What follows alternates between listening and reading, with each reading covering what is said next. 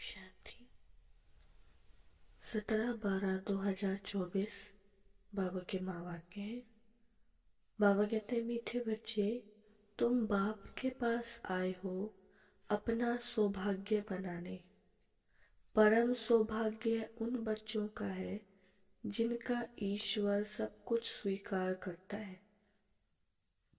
प्रश्न है, बच्चों की किस एक भूल से माया बहुत बलवान बन जाती? उत्तर, बच्चे भोजन के समय बाबा को भूल जाते हैं। बाबा को ना खिलाने से माया भोजन खा जाती, जिससे वह बलवान बन जाती है, फिर बच्चों को ही हैरान करती है। यह छोटी सी भूल माया से हार खिला देती है। इसलिए बाप की आज्ञा है, बच्चे याद में खाओ, पक्का प्रण करो तुम ही इसे खाओ। जब याद करेंगे तब वह राजी होगा। गीत है, आज नहीं तो कल बिखरेंगे यह बादल। ओम शांति। बच्चे समझते हैं कि हमारे दुर्भाग्य के दिन बदलकर अब सदा के लिए सौभाग्य के दिन आ रहे हैं। नंबरवार पुरुषार्थ अनुसार भाग्य बदलते ही रहते हैं। स्कूल में भी भाग्य बदलते रहते हैं ना, अर्थात ऊंच होते जाते हैं।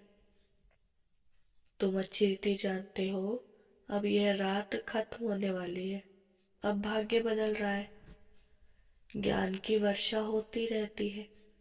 सेंसिबल बच्चे समझते हैं, बरोबर दुर्भाग्य से हम सौभाग्यशाली बन रहे हैं, अर्थात स्वर्ग के मालिक बन रहे हैं। नंबरवार पुरुषार्थ अनुसार हम अपना दुर्भाग्य से सौभाग्य बना रहे हैं। अब रात से दिन हो रहा है, यह तुम बच्चों बिगर कोई को पता नहीं है। बाबा गुप्त है तो उनकी बातें भी गुप्त है।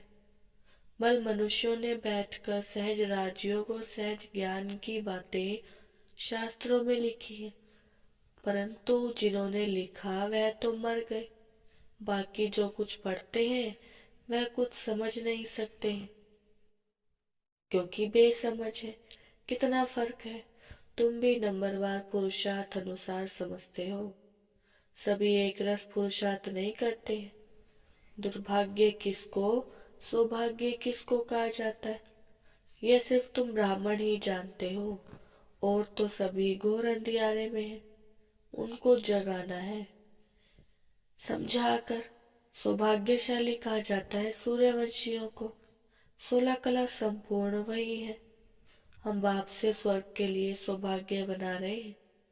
जो बाप स्वर्ग रचने वाला है, अंग्रेजी जानने वालों को भी तुम समझा सकते हो। हम हेवनली गॉड फादर द्वारा हेवन का सौभाग्य बना रहे हैं। हेवन में है सुख, हेल में है दुख। गोल्डन एज माना सतयुग सुख, आयरन एज माना कलयुग दुख।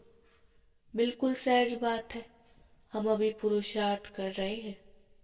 अंग्रेज, क्रिश्चियन आदि बहुत आएंगे। बोलो, हम अब सिर्फ एक ही हेवनली गॉड फादर को याद करते हैं, क्योंकि मौत सामने खड़ा है। बाप कहते हैं तुमको मेरे पास आना है। जैसे तीर्थों पर जाते हैं ना, बौद्धियों का अपना तीर्थ स्थान है, क्रिश्चियन का अपना, हर एक की रस्म रिवाज अपनी होती है। हमारी है बुद्धि योग की बात। जहाँ से पार्ट बजाने आए हैं वहां फिर जाना है। वह है हेवन स्थापन करने वाला गॉड फादर। उसने हमको बताया है। हम आपको भी सच्चा पथ बतलाते हैं। बाप गॉड फादर को याद करो तो अंतमति सोगति हो जाएगी। जब कोई बीमार पड़ते हैं तो उनको सभी जाकर सावधान करते हैं कि राम कहो। बंगाल में जब कोई मरने पर होता है तो गंगा पर ले जाते हैं, फिर कहते हैं हरि बोल हरि बोल, तो हरि के पास चले जाएंगे, परंतु कोई जाता नहीं है। सत्युग में तो कहेंगे नहीं कि राम राम कहो या हरि बोल कहो। द्वापर से फिर यह भक्ति मार्ग शुरू होता है। ऐसे नहीं सत्युग में कोई भगवान या गुरु को याद किया जाता है। वहां तो सिर्फ अपनी आत्मा को याद किया जाता है। हम आत्मा एक शरीर छोड़ दूसरा लेगी, अपनी बादशाही याद पड़ती है। समझते हैं हम बादशाही में जाकर जन्म लेंगे। यह पक्का निश्चय है, बादशाही तो मिलनी ही है। बाकी किसको याद करेंगे अथवा दान पुण्य करेंगे? वहां कोई गरीब होता ही नहीं जिसको बैठ दान पुण्य करे। भक्ति मार्ग की रस्म रिवाज अलग, ज्ञान मार्ग की रस्म रिवाज अलग है। अभी बाप को सब कुछ देख के जन्म का वर्षा ले लिया, बस फिर दान पुण्य करने की दरकार नहीं। ईश्वर बाप को हम सब कुछ दे देते हैं, ईश्वर ही स्वीकार करते हैं। स्वीकार ना करे तो फिर देवे कैसे? ना स्वीकार करे तो वह भी दुर्भाग्य। स्वीकार करना पड़ता है ताकि उनका ममत्व मिटे। यह भी राज तुम बच्चे जानते हो। जब जरूरत ही नहीं होगी तो स्वीकार क्या करेंगे? यहाँ तो कुछ इकट्ठा नहीं करना है, यहाँ से तो ममत्व मिटा देना पड़ता है। बाबा ने समझाया है, बाहर कहाँ जाते हो तो अपने को बहुत हल्का समझो। हम बाप के बच्चे हैं, हम आत्मा रॉकेट से भी तीखी है। ऐसे देही अभिमानी हो पैदल करेंगे तो कभी थकेंगे नहीं, देह का भार नहीं आएगा। जैसे कि ये टांगे चलती नहीं, हम उड़ते जा रहे हैं। देही अभिमानी हो तुम कहाँ भी जाओ। आगे तो मनुष्य तीर्थ आदि पर पैदल ही जाते थे। उस समय मनुष्यों की बुद्धि तमो प्रधान नहीं थी, वो श्रद्धा से जाते थे, थकते नहीं थे। बाबा को याद करने से मदद तो मिलेगी ना। भले वह पत्थर की मूर्ति है, परंतु बाबा उस समय अल्पकाल के लिए मनोकामना पूरी कर देते। उस समय रजो प्रधान याद थी तो उससे भी बल मिलता था, थकावट नहीं होती थी। अभी तो बड़े आदमी झट थक जाते हैं, गरीब लोग बहुत तीर्थों पर जाते हैं, साहूकार लोग बड़े भवके से घोड़े आदि पर जाएंगे, वह गरीब तो पैदल चले जाएंगे। भावना का बाड़ा जितना गरीबों को मिलता है उतना साहूकारों को नहीं मिलता। इस समय भी तुम जानते हो बाबा गरीब निवास है, फिर मूंझते क्यों, भूल क्यों जाते हो? बाबा कहते हैं तुमको कोई तकलीफ नहीं करनी है, सिर्फ एक साजन को याद करना है। तुम सभी सजनिया हो तो साजन को याद करना पड़े। उस साजन को भोग लगाने के बिना खाने में लज्जा नहीं आती। वह साजन भी है, बाप भी है। कहते हैं मुझे तुम नहीं खिलाएंगे, तुमको तो हमें खिलाना चाहिए ना। देखो बाबा युक्तियां बतलाते हैं, तुम बाप अथवा साजन मानते हो ना, जो खिलाता है पहले तो उनको खिलाना चाहिए। बाबा कहते हैं हमको भोग लगाकर हमारी याद में खाओ, इसमें बड़ी मेहनत है। बाबा बार बार समझाते हैं बाबा को याद जरूर करना है। बाबा खुद भी बार बार पुरुषार्थ करते रहते हैं। तुम कुमारियों के लिए तो बहुत सहज है, तुम सीढ़ी चढ़ी ही नहीं हो। कन्या की तो साजन के साथ सगाई होती ही है, तो ऐसे साजन को याद कर भोजन खाना चाहिए। उनको अब याद करते और वे हमारे पास आ जाते।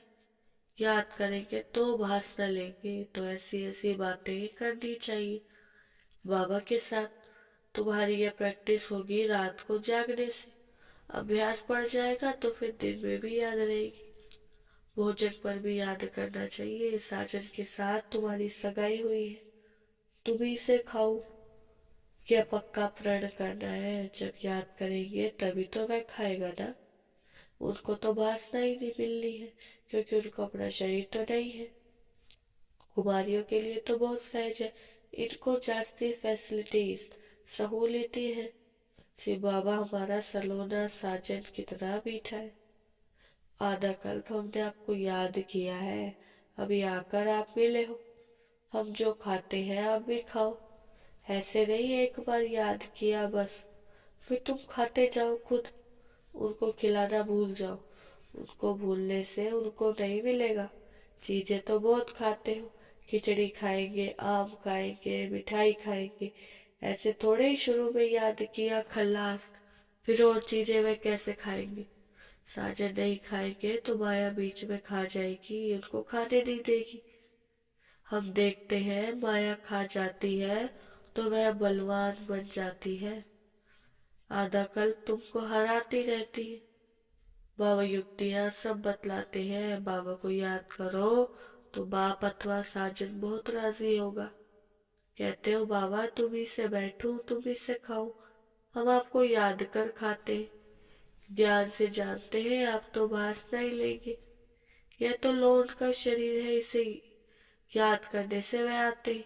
सारा मदार तुम्हारी याद पर है। इसको योग कहा जाता है। योग में मेहनत है। सन्यासी उदासी ऐसे कभी नहीं कहेंगे। तुमको अगर पुरुषार्थ करना है तो बाबा की श्रीमत को नोट करो, पूरा पुरुषार्थ करो। बाबा अपना अनुभव बतलाते हैं, कहते हैं जैसे कर्म मैं करता हूँ तुम भी करो, वही कर्म मैं तुमको सिखलाता हूँ। बाबा को तो कर्म नहीं करना है, सत्युग में कर्म कूटते नहीं। बाबा बहुत सहज बातें बताते हैं। तुम इससे बैठो सुनो, तुम इससे खाओ। ये तुम्हारा ही गायन है, साजन के रूप में व बाप के रूप में याद करो। गाया हुआ है ना। विचार सागर मंथन कर ज्ञान की पॉइंट्स निकालते हैं। इस प्रैक्टिस से विक्रम भी विनाश होंगे, तंदुरुस्त भी बनेंगे। जो पुरुषार्थ करेंगे उनको फायदा होगा, जो नहीं करेंगे उनको नुकसान होगा। सारी दुनिया तो स्वर्ग का मालिक नहीं बनती है, यह भी हिसाब किताब है।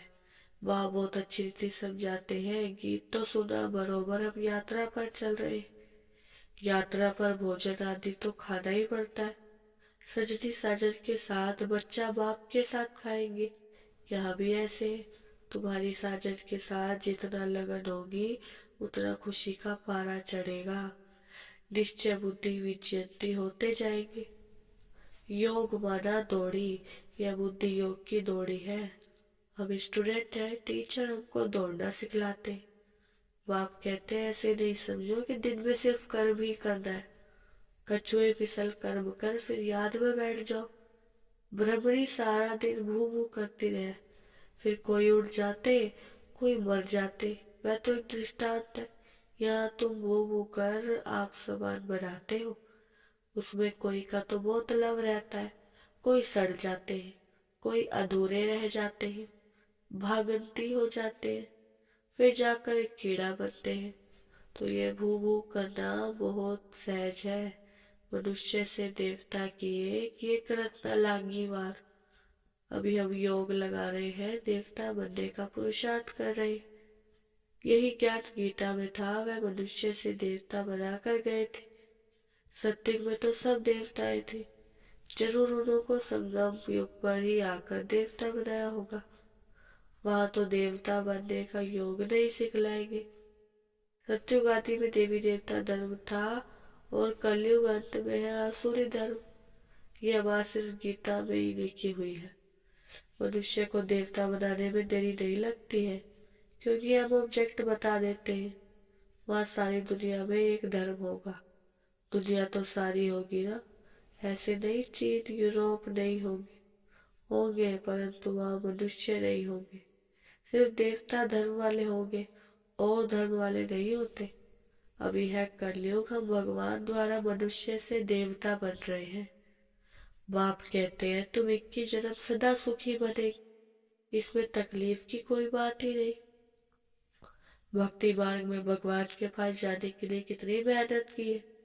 कहते हैं पार निर्वाण गया, ऐसे कभी नहीं कहेंगे कि भगवान के पास गया।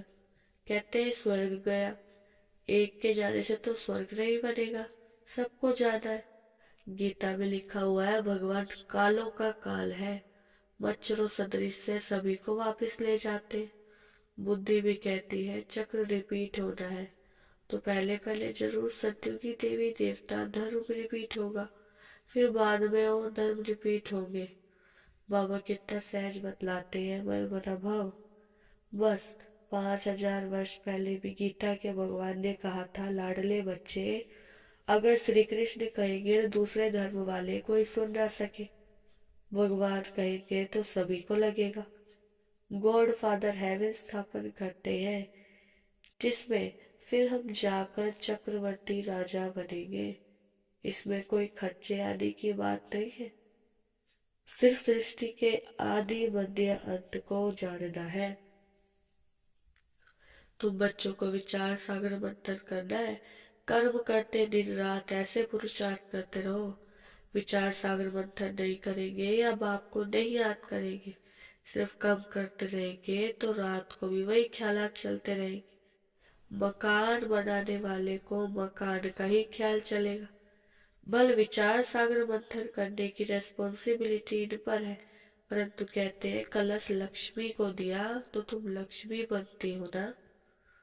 अच्छा, मीठे मीठे सिखलने बच्चों प्रति माता पिता बाप दादा का याद प्यार और गुड मॉर्निंग। रूहानी बाप की रूहानी बच्चों को नमस्ते।